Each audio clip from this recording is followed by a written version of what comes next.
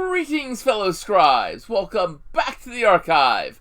This week, I continue my series talking about the modifius version of Conan RPG by talking about the setting of Conan. Now, of course, it doesn't matter which RPG you look at, the setting information is going to be mostly the same. It's just, I'm talking about it in this series.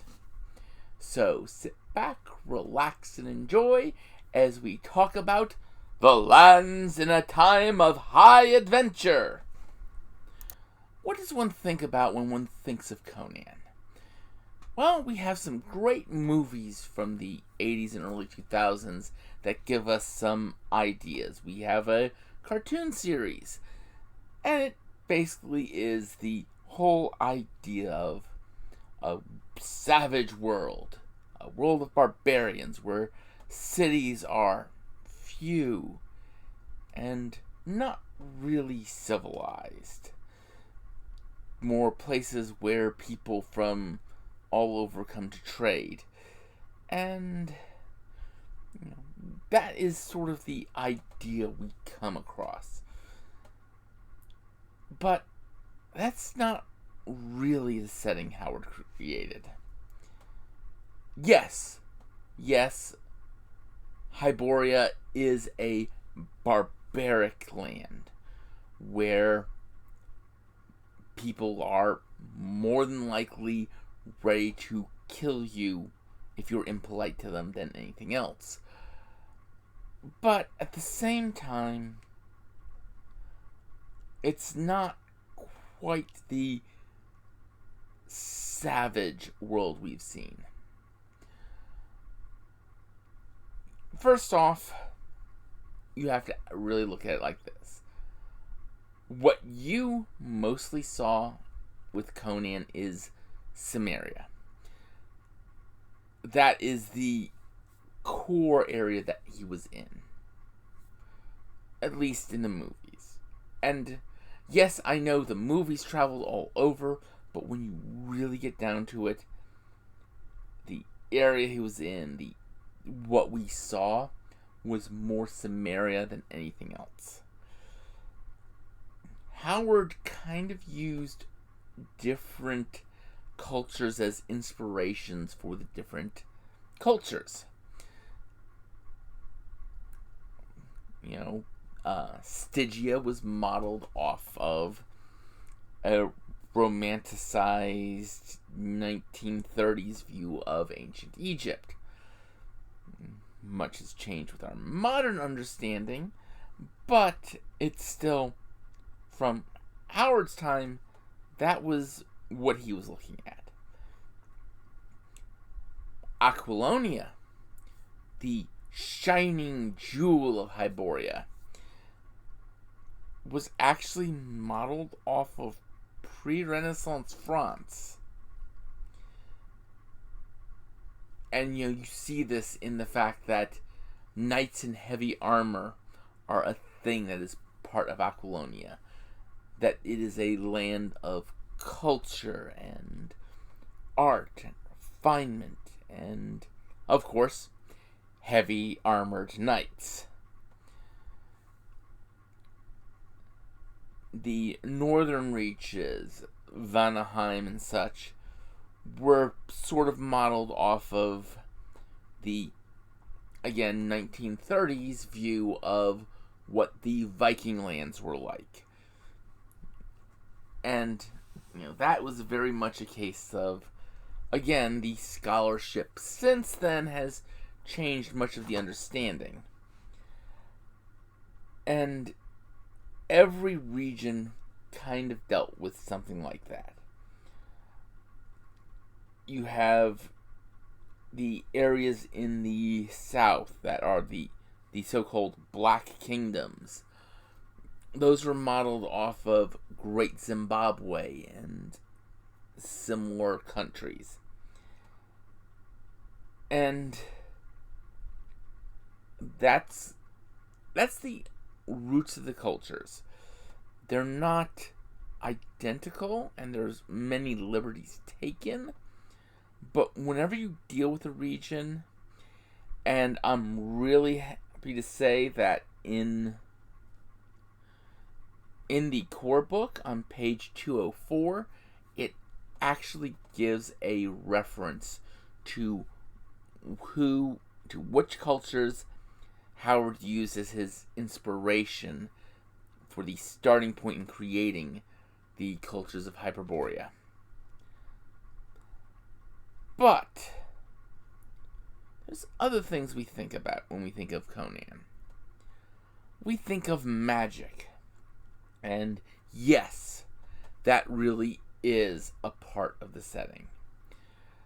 Magic, though, it's not in the same manner of other game systems.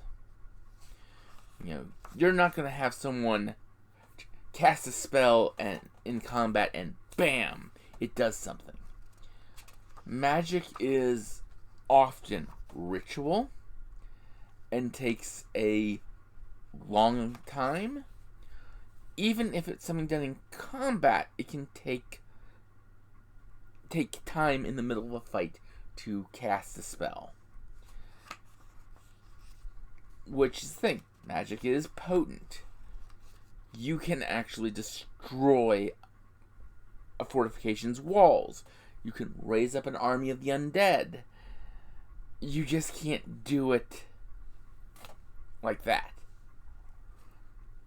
It's something that it takes time. It builds.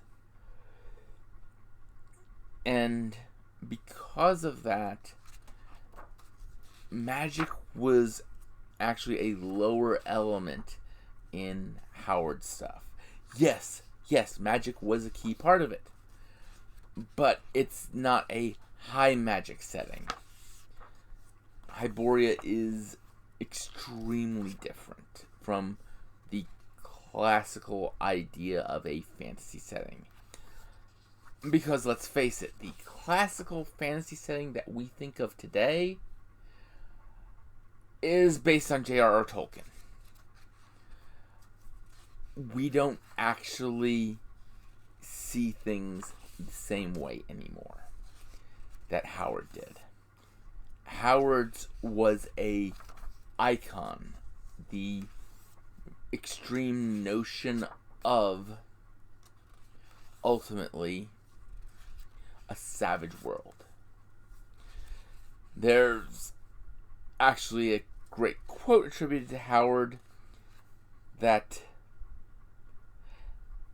people in a savage environment are more polite than modern times because today being rude won't necessarily yield someone taking an axe to your head. That's, of course, a paraphrase of the quote, but it's something to think about. It is very, very much a unique outlook. We no longer run, in most instances, anything savage. Now, one thing to remember is that in Howard's world, well, it was sexist.